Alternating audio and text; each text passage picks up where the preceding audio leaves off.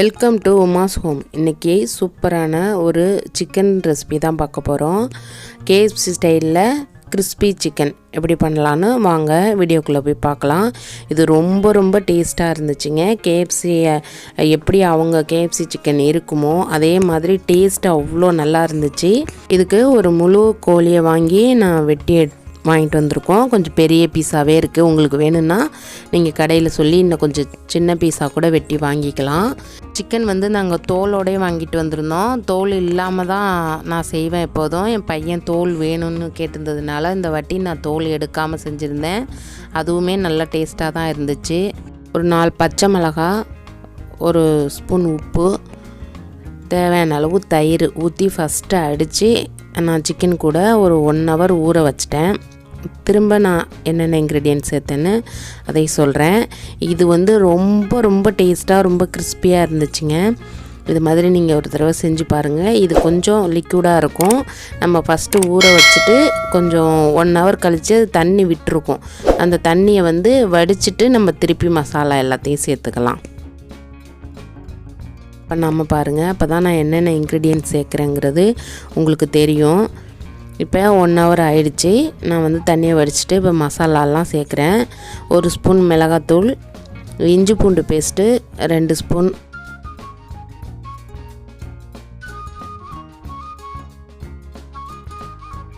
இதுக்கு வந்து நான் தந்தூரி சிக்கன் மசாலா சேர்த்துருக்கேன். உங்களுக்கு என்ன மசாலா சிக்கன் மசாலா இருக்கோ நீங்கள் எது வேணுமாலும் சேர்த்துக்கலாம். அது டேஸ்ட்டுக்காகவும் ஃப்ளேவருக்காகவும் தான், மற்றபடி வேறு ஒன்றும் இல்லை.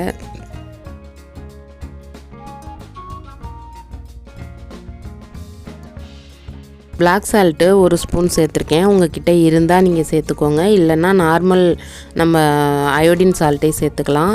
இந்த பிளாக் சால்ட்டு வந்து நல்லாவே சிக்கன் உள்ளே எல்லாம் போய் சீக்கிரமே நல்லா ஊறுறதுக்கு ஹெல்ப் பண்ணும்.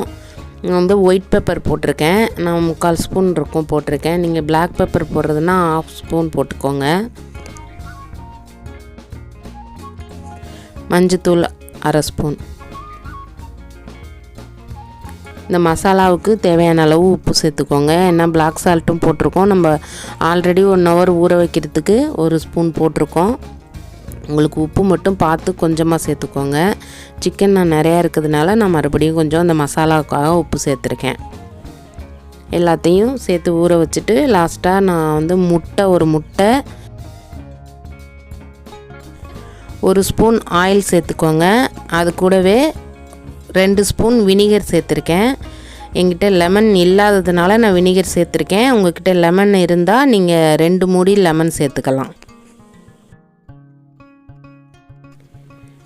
வினிகரோ லெமனோ ஏதாவது ஒன்று சேர்த்துக்கோங்க. 2மே சேர்த்தோம்னா ரொம்ப புளிக்கும், நல்லா இருக்காது. என்கிட்ட லெமன் இல்லாததுனால நான் வினிகர் சேர்த்துருக்கேன். இப்போ இது எல்லாத்தையும் சேர்த்து நல்லா மிக்ஸ் பண்ணி ஒரு 2 hour ஃப்ரிட்ஜில் நம்ம வச்சிடலாம்.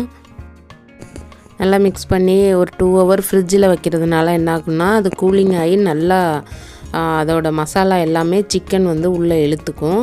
இப்போ 2 hour ஆயிடுச்சு. நான் வந்து சோயா சாஸ் 1 ஸ்பூனும், டொமேட்டோ சாஸ் 1 ஸ்பூனும், கொஞ்சம் ஆரிகானோ சேர்த்துருக்கேன். உங்கள்கிட்ட இதெல்லாம் இருந்தால் சேர்த்துக்கோங்க, அப்படி இல்லைன்னா இதை கூட நீங்கள் ஸ்கிப் பண்ணிடலாம்.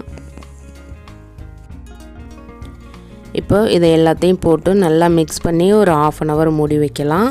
அதுக்குள்ளே நம்ம இதுக்கு மேலே போடுற கோட்டிங் மாவு ரெடி பண்ணிக்கலாம். மைதா மாவு 2 கப் எடுத்திருக்கேன். அது கூட கார்ன்ஃப்ளவர் மாவு 1/2 கப் எடுத்திருக்கேன். இந்த மாவுக்கு தேவையான அளவு கொஞ்சமாக உப்பு சேர்த்துக்கோங்க. காரத்துக்கு கொஞ்சமாக மிளகாத்தூள். நம்ம ஆல்ரெடி அதுலேயும் மிளகாத்தூள் சேர்த்துருக்கோம். இது மேலே இருக்க மாவுக்காக தான்.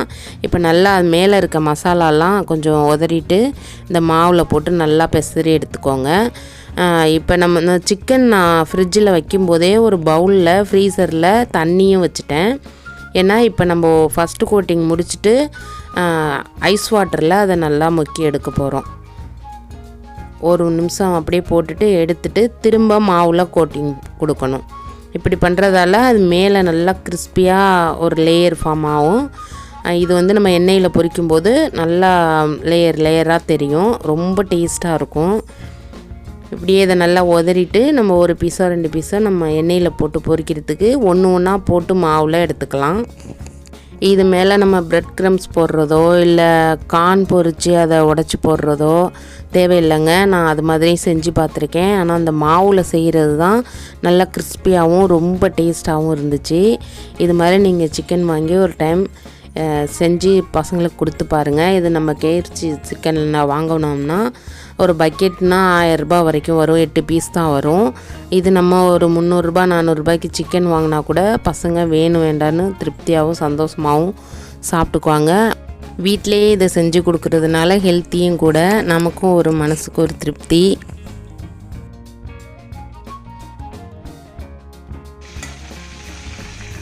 இந்த வீடியோ பிடிச்சிருந்தா உங்கள் ஃப்ரெண்ட்ஸ் அண்ட் ஃபேமிலிக்கு ஷேர் பண்ணுங்கள். மறக்காமல் என்னோடய சேனலை சப்ஸ்கிரைப் பண்ணி பக்கத்தில் இருக்க பெல் ஐக்கானை கிளிக் பண்ணி ஆளுங்கிற ஆப்ஷன் கொடுத்துக்கோங்க. இன்னொரு டிஃப்ரெண்ட்டான வீடியோவோடு உங்களை சந்திக்கிறேன். தேங்க்யூ.